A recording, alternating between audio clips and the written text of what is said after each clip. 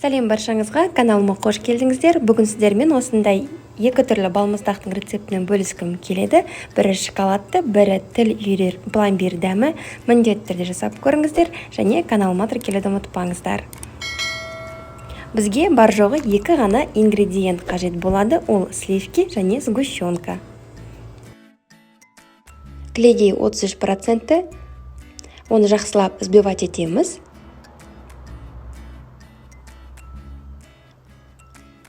Ол қоюланғаннан кейін 120 мл сгущенное молоко қосамын.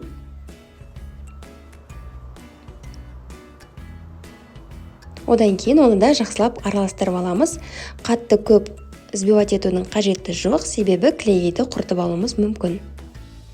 10 грамм ваниль қантын қосамын және тағы да бір араластырып аламын. Келесі кез келген контейнерге құйып, тоңазытқышқа 4-5 сағатқа қойып қоямыз.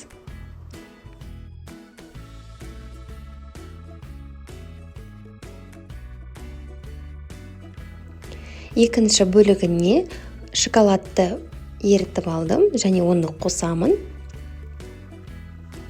Және суық түрінде қосу қажет, жылы түрінде қосып жіберсеңіз, сливкиді бұзып жібереді.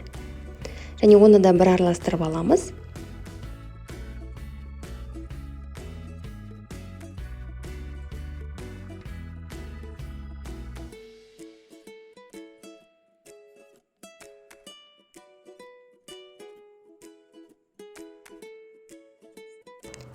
Барлығы жақсылап араласқаннан кейін, оны да контейнерге құйып, 4-5 сағат тоңазытқышта сақтаймыз.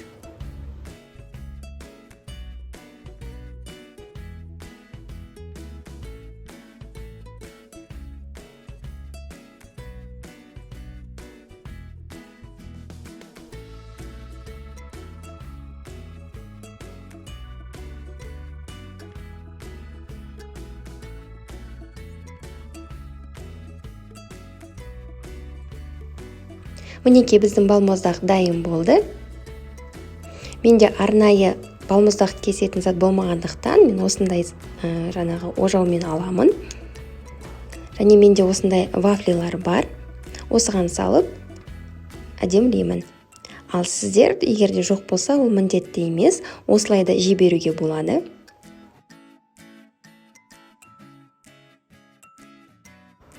Келесі біздің шоколадты балмұздағымыз дайын болды.